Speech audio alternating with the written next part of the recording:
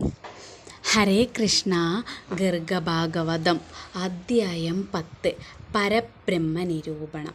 വേദവ്യാസ മഹർഷി ഉഗ്രസേന മഹാരാജാവിന് ഭക്തി എങ്ങനെയാണ് വേണ്ടതെന്ന് ഉപദേശിച്ചു കഴിഞ്ഞ ശേഷം ഉഗ്രസേനൻ താൻ ശ്രീകൃഷ്ണ പദ്ധതിയാൽ സിദ്ധനായി എന്ന് പറഞ്ഞു.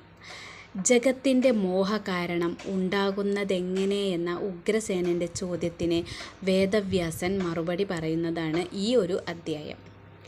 ആകാശത്തിലെ ഒരൊറ്റ ചന്ദ്രൻ ജലാശയങ്ങളിൽ പ്രതിബിംബിക്കുമ്പോൾ അനേകമായും ഇളകുന്നതായും തോന്നുന്നതുപോലെ ആ വെള്ളം ഇളകുമ്പോൾ അനേകം ചന്ദ്രന്മാർ ഉള്ളതായി തോന്നും. അതുപോലെ മായയാൽ അഹംബുദ്ധി ഉണ്ടാകുന്നു. കണ്ണാടിയിലെ പ്രതിബിംബം അഥവാ മരീചികയിലെ ജലം പോലെ മായയാണ്. ഇല്ലാത്തതെല്ലാം ഉള്ളതായി തോന്നിക്കുന്നതാണ്. ത്രിഗുണാത്മികമായ മനസ്സ് മോഹത്തിൽ മുങ്ങിക്കഴിയുന്നു. തീക്കൊള്ളി ചുറ്റിക്കുമ്പോൾ ചക്രം പോലെ കാണുന്നതുപോലെ മനോവിഭ്രാന്തി പോലെയാണത് മായ. മായാമോഹിതരായ ജനങ്ങൾ എല്ലാം തൻ്റേതായി കാണുന്നു. പിന്നീട് വ്യാസൻ പരമാത്മാവിൻ്റെ ലക്ഷണങ്ങൾ പറഞ്ഞു. ശ്രീകൃഷ്ണ ഭഗവാൻ സനാതനനാണ്. ജനനമരണാദിയോ ശോകമോഹാദിയോ അഹങ്കാരം വ്യാധി ഇത്യാദിയോ അദ്ദേഹത്തിനില്ല. പരമാത്മാവ് ഈച്ഛയോ അഹങ്കാരമോ ഇല്ലാത്തവനും ശുദ്ധനും ബലവാനും ശ്രേഷ്ഠനും സിദ്ധനും മംഗളസ്വരൂപനും ജ്ഞാനസ്വരൂപനുമാണ്. ജഗത്ത് ഉറങ്ങുമ്പോഴും പരമാത്മാവ് ഉണർന്നിരിക്കുന്നു. അവൻ എല്ലാറ്റിനെയും അറിയുന്നു, കാണുന്നു. അവനെ ആരും അറിയുന്നില്ല, കാണുന്നില്ല. നിർമ്മലനായ പരമാത്മാവ് ഗുണങ്ങളാൽ ബന്ധനാകുന്നില്ല, നിർമ്മലവുമാണ്. വ്യംഗം, ലക്ഷണങ്ങൾ, വാക്കുകൾ എന്നിവ കൊണ്ട് പരമാത്മാവിനെ അറിയാൻ സാധ്യമല്ല. കർമ്മം, കർത്താവ്, കാലം, വിചാരം, ബ്രഹ്മം എന്നെല്ലാം അതിനെ പറയുന്നുണ്ട്. ഗുണങ്ങൾക്കോ ഇന്ദ്രിയങ്ങൾക്കോ അതിനെ സ്പർശിക്കാൻ പോലും കഴിയില്ല. അഗ്നിസ്ഫുലിംഗങ്ങൾ അഗ്നിയിൽ എന്ന പോലെ എല്ലാം ഏതൊന്നിൽ പ്രവേശിക്കുന്നുവോ അതാണ് ബ്രഹ്മം. ബ്രഹ്മാവ് അതിനെ പരമതത്വമെന്നും സത്തുക്കൾ വാസുദേവനെന്നും വർണ്ണിക്കുന്നു. ഭഗവാൻ ഒന്നേ ഉള്ളൂ എങ്കിലും ജലത്തിലെ ചന്ദ്രൻ്റെ പ്രതിബിംബങ്ങൾ പോലെ അനേകമായി കാണപ്പെടുന്നു. രാത്രിയിലെ അന്ധകാരം സൂര്യോദയത്തിൽ ഇല്ലാതായി വസ്തുക്കൾ ദൃശ്യമാകുന്നത് പോലെ ജ്ഞാനോദയത്തിൽ അജ്ഞാനം നീങ്ങി പരബ്രഹ്മം വ്യക്തമാകുന്നു. പരമാത്മാവിനെ മുനികൾ അനേക മാർഗങ്ങളിലൂടെ ചിത്രീകരിക്കുന്നു. ഇത്രയും വിവരിച്ച ശേഷം താൻ ആ പുരുഷോത്തമനെ സ്മരിക്കുന്നുവെന്നും പറഞ്ഞ് നിർത്തി വ്യാസഭഗവാൻ അവിടെ നിന്നും മറഞ്ഞു. പിന്നീട് നാരദ മഹർഷി ഇങ്ങനെ പറഞ്ഞു.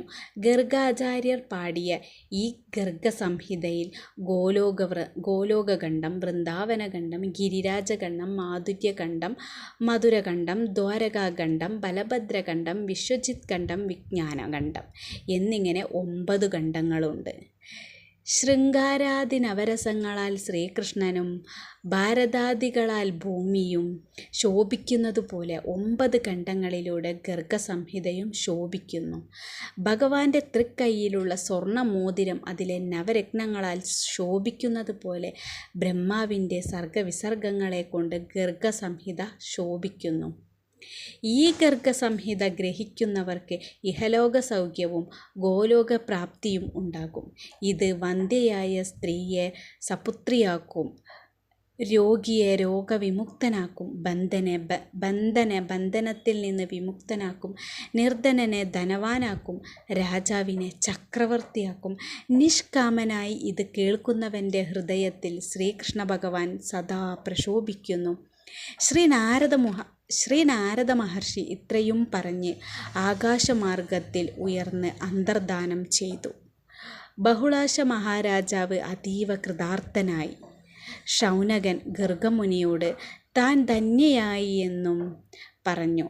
എല്ലാവരെയും ശ്രീകൃഷ്ണ ഭഗവാൻ രക്ഷിക്കട്ടെ എന്ന് പറഞ്ഞ് ഗർഗാചാര്യൻ ഈ സംഹിത പാടിക്കൊണ്ട് ഗർഗാചലത്തിലേക്ക് പോയി. ശ്രീ രാധാദേവിയുടെ പാദാരവിന്ദങ്ങളിൽ ധ്യാനിക്കുന്നു.